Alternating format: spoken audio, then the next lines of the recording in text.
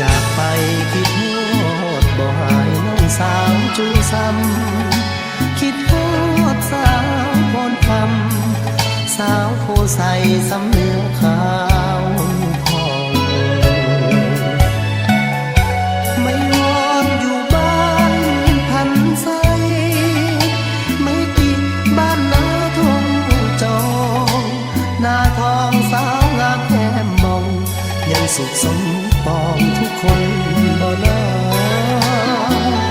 คิดฮอดแก้วตา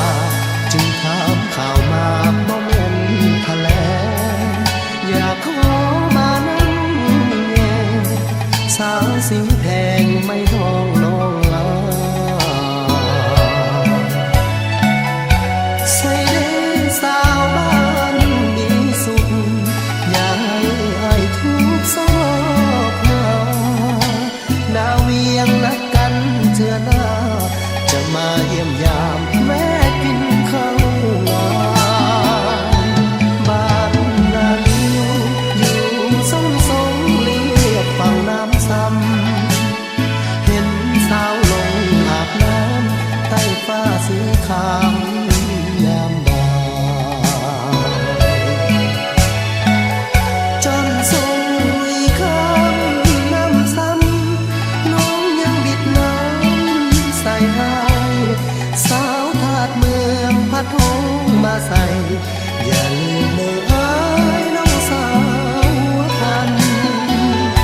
ก่อนจากน้องไปเพิ่นสั่งขวัญใจขอลาก่อนนะบ่โดนอายจะกลับมาหน้าสะกามอย่าลืมคำมันสาวนาน้องบวงขับมองน้องขับส่งให้คืนนั้นถึงแม้นหลายปีพ้นผ่านสำเนียงน้องนั้นอายยังบ่ลื